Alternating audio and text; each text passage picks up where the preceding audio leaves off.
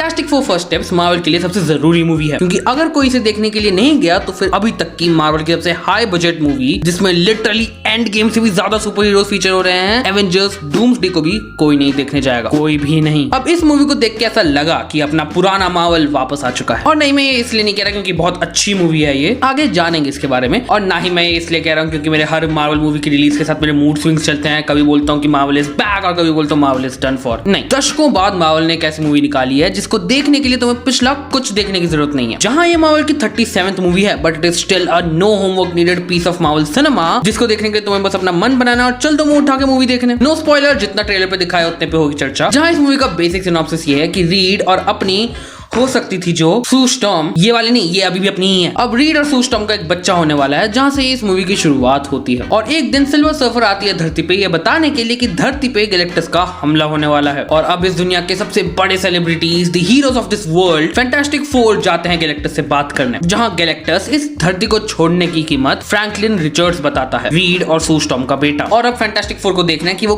कैसे धरती को इतने बड़े इंटरगैलेक्टिक कॉस्मिक खतरे से बचाएंगे। और अब जब मैं मूवी के प्लॉट को जोर से बोल रहा हूं तो मुझे रियलाइज हो रहा है कि कितना कुछ दिखा दिया ट्रेलर्स में। लिटरली मूवी के एकदम एंड के क्लाइमैक्टिक बैटल का एक एक्शन सीन तक डाल दिया ट्रेलर में। अब ये मूवी अच्छी तो है, not the absolute best of Marvel, the best work Marvel has put out for a while. Story इसकी वाकई में काफी अच्छी है। और जब तुम सोचते हो कि फैंटास्टिक फोर अर्थ के हीरोज एक इंटरगैलेक्टिक सुपर बीइंग से लड़ रहे हैं, which even predates to the creation of this world that we know of, considering that जितने क्लेवर वेज ये चार लोगों की फैमिली निकालती है अलग अलग सिचुएशन से निकलने के लिए, दैट इज एक्चुअली गुड। और एंटिसिपेशन भी बढ़िया बिल्ड करती है ये। इसके फर्स्ट हाफ ने स्पेशली मुझे बहुत इंप्रेस करा। स्टार्टिंग से जो स्टोरी पूरे फैमिली वाले वार्मथ को लेके चल रही थी, फर्स्ट हाफ में तुम्हारा दिल रोक के रख देती है इसकी एंटिसिपेशन। मैं होप कर रहा था कि सेकंड हाफ में भी ये उसी पीक एंटिसिपेशन को ग्रेजुअली बिल्ड कर पाती, लेकिन सेकंड हाफ थोड़ा डिप कर जाता है, बहुत थोड़ा, और फिर कांस्टेंट चलता है for the rest of the movie. ये मूवी स्टार्टिंग से ही एक रेट्रो फ्यूचरिस्टिक वाइब लेके चलती है, जिसको ये 110% एम्ब्रेस करती है थ्रू आउट द मूवी। अब ये हमारे मार्वल के ओरिजिनल 616 टाइमलाइन में सेट ना होके एक ऑल्टरनेट 828 टाइमलाइन में सेट है। और इसकी ये रेट्रो फ्यूचरिस्टिक दुनिया, आई जस्ट लव्ड इट। पूरा थोड़ा पेस्टलिश ब्लू कलर, पूरे टाइटल एनिमेशन, इवन मार्वल का लोगो रिवील भी सेम लोगो एनिमेशन में सीन्स को बदल कर कलर चेंज करके नहीं दिखाया। बहुत सिंपलिस्टिक, शॉर्ट एंड स्वीट, उसी रेट्रो फ्यूचरिस्टिक वाइब को मेंटेन करते हुए बनाया था। और कुछ मोमेंट्स पे ये मूवी आउटराइट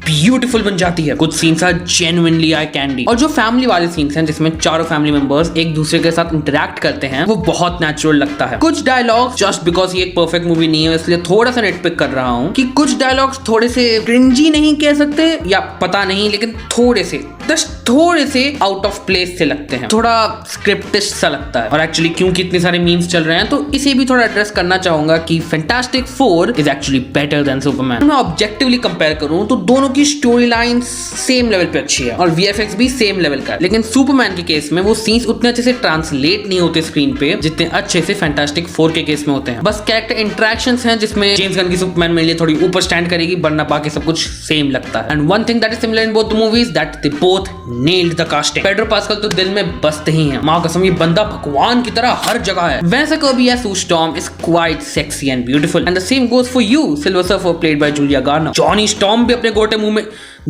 जॉनी स्टॉर्म भी अपने गोटे पैंट में नहीं रख पाते से देखकर। और हाँ, 2005 की फैंटास्टिक फोर मूवी जैसे इसमें भी जॉनी स्टॉर्म एक ठरकी प्लेबॉय है, पर स्टिल वो भी एक इंपॉर्टेंट रोल प्ले करता है इस मूवी में। इनफैक्ट हर एक फैमिली मेंबर ने एक क्रूशियल रोल प्ले करा है, कोई भी यूजलेस फील नहीं होता। सिल्वर सर्फर भी एक क्रूशियल रोल प्ले करती है, लेकिन she does feel wasted as a character. और ये मेरे अंदर की ठरक नहीं है कि मुझे थोड़ी देर और बड़े स्क्रीन पे नंगे सिल्वर में देखना चाहता हूँ, इसलिए ऐसा कह रहा हूँ। I genuinely think she is sexy and I want to see her more on the big screen. I mean her character potential was wasted. And one of the reasons for that is this movie is too fast paced for its own good. This movie could have been just a little better, a little more sweeter, a little more perfect. अगर characters को थोड़ा और flush out करने के लिए time दिया जाता तो तुम कनेक्ट कर पाते हो, तुम प्यार कर पाते हो कैरेक्टर्स से, specially Vanessa Kirby, Sue Storm. I love her.